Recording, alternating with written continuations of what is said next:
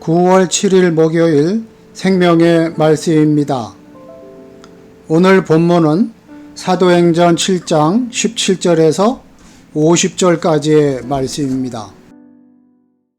하나님이 아브라함에게 약속하신 때가 가까우매 이스라엘 백성이 애굽에서 번성하여 많아졌더니 요셉을 알지 못하는 새 임금이 애굽 왕위에 오르매 그가 우리 족속에게 교활한 방법을 써서 조상들을 괴롭게 하여 그 어린 아이들을 내버려 살지 못하게 하려 할세. 그때 모세가 났는데 하나님 보시기에 아름다운지라. 그의 아버지의 집에서 석 달 동안 길리더니 버려진 후에 바로의 딸이 그를 데려다가 자기 아들로 기르매 모세가 애굽 사람의 모든 지혜를 배워 그의 말과 하는 일들이 능하더라. 나이가 40이 되매 그 형제 이스라엘 자손을 돌볼 생각이 나더니 한 사람이 원통한 일 당함을 보고 보호하여 압제받는 자를 위하여 원수를 갚아 애굽 사람을 쳐 죽이니라. 그는 그의 형제들이 하나님께서 자기의 손을 통하여 구원해 주시는 것을 깨달으리라고 생각하였으나 그들이 깨닫지 못하였더라. 이튿날 이스라엘 사람끼리 싸울 때에 모세가 와서 화해시키려 하여 이르되 너희는 형제인데 어찌 서로 해치느냐 하니 그 동물을 해치는 사람이 모세를 밀어뜨려 이르되 누가 너를 관리와 재판장으로 우리 위에 세웠느냐? 내가 어제는 애굽 사람을 죽임과 같이 또 나를 죽이려느냐 하니 모세가 이 말 때문에 도주하여 미디안 땅에서 나그네 되어 거기서 아들 둘을 낳으니라.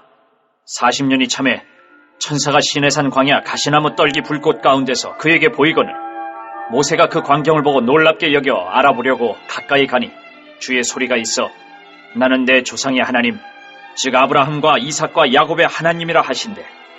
모세가 무서워 감히 바라보지 못하더라.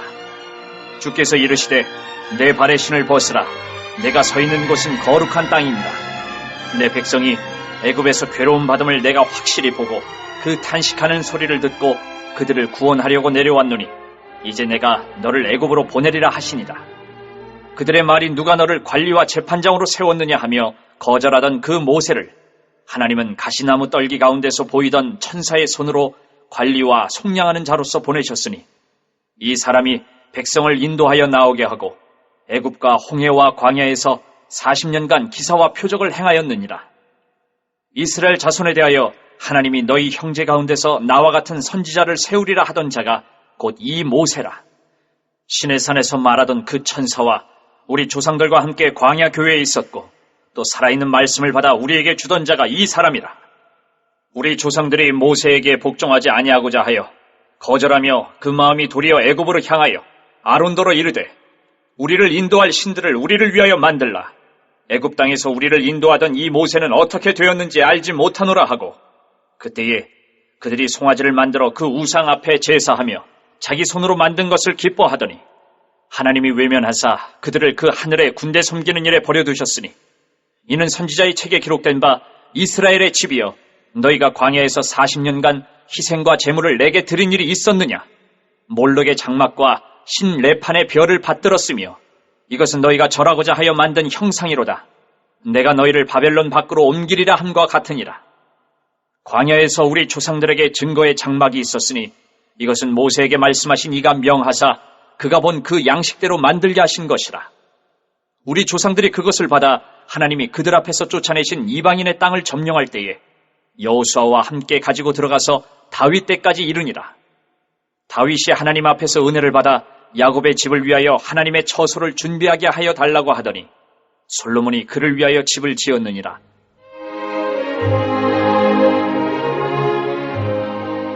그러나 지극히 높으신 이는 손으로 지은 곳에 계시지 아니하시나니 선지자가 말한 바 주께서 이르시되 하늘은 나의 보좌요 땅은 나의 발등상이니 너희가 나를 위하여 무슨 집을 짓겠으며 나의 안식할 처소가 어디냐? 이 모든 것이 다 내 손으로 지은 것이 아니냐 함과 같으니라.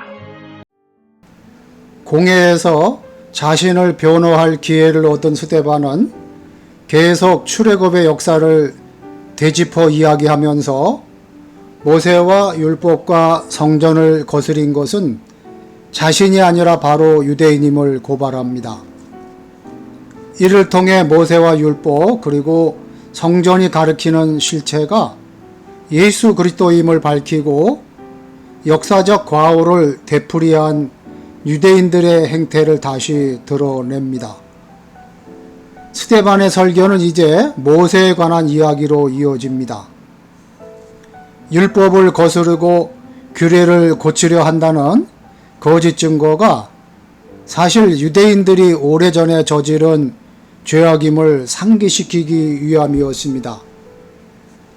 스데반은 먼저 아브라함에게 주어진 언약이 모세의 때에 실현되려 했을 때 이 언약을 위해 세워진 하나님의 사람 모세를 거절한 이들이 바로 그의 조상이었다고 지적합니다. 하나님이 모세를 친히 택하셔서 이스라엘 백성을 구하기 위해 보내셨지만 누가 너를 관리와 재판장으로 세웠느냐라며 모세를 거절한 것이 바로 유대인들이었다고 말합니다. 또 스데반은 또 다른 혐의, 즉 율법을 거슬러 말하고 모세가 전해준 규례를 고치려 한다는 내용도 반박합니다. 그 말씀과 가르침을 오히려 거절하며 도리어 애굽을 향하고 송아지 우상을 만들었던 것이 유대인의 조상이라고 덧붙입니다. 이렇듯 죄악은 끈질기게 역사 속에서 되풀이됩니다. 유대인들은 조상들이 행한 죄악, 즉 하나님이 세우신 자를 거절하고 율법에 순종하지 않은 죄악을 그리스도를 십자가에 못 박음으로 반복했습니다. 하나님은 지금 스데반의 설교를 통해 회개할 기회를 다시 한번 허락하신 것입니다. 그러나 공회의 유대인들은 다시 주님의 사람인 스데반을 반대하고 말씀에 불순종하는 죄악을 고집합니다. 죄를 인정하고 진리의 말씀에 복종해야 죄악의 악순환을 끊을 수 있습니다. 스데반은 이어서 거룩한 곳인 성전을 거스린다는 거짓 고소에 대항합니다. 고소의 근거는 예수님이 성전과 규례를 헐고 직접 새롭게 하시겠다는 말을 스데반이 전했다는 것이었습니다. 이에 스데반은 성전의 이전 형태인 성막까지 거슬러 올라갑니다. 조상들이 불신앙으로 방황하던 광야에서 성막은 보이지 않는 하나님을 나타내는 보이는 증거였으며 이후 다윗이 계획하고 솔로몬이 완성한 성전으로 이어진 것입니다. 그러나 성막이든 성전이든 그것은 하나님의 임재를 상징하는 것에 지나지 않고 지극히 높으신 하나님이 사람이 손으로 지은 곳에 제한적으로 거하실 이유가 전혀 없습니다. 스데반은 이 사실이 선지자들을 통해 이미 여러 번 전해졌음을 상기시킵니다. 그림자와 비유일 뿐인 성막과 성전이 오히려 살아계신 하나님의 자리를 대신한 불신은 지금도 반복됩니다. 성전 중심의 삶이란 교회당 건물 안에서의 신앙생활을 말하지 않습니다. 성령이 거하시는 우리가 성전입니다. 온 세상의 주인이신 하나님이 세상 어디에서나 높임을 받으시도록 우리 자신을 거룩히 지키고 드려야 합니다.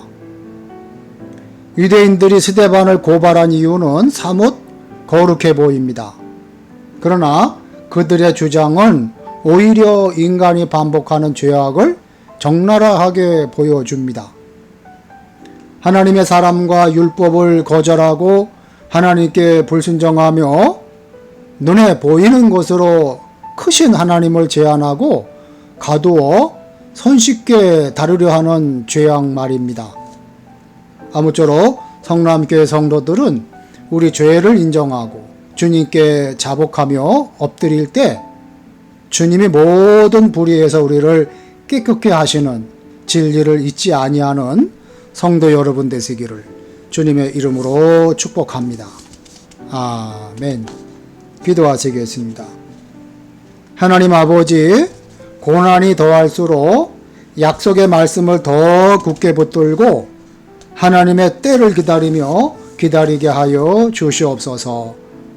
매 순간 진리의 말씀에 거하지 않으면 우상을 만들고 죄악의 길을 갈 수밖에 없는 인생임을 고백합니다.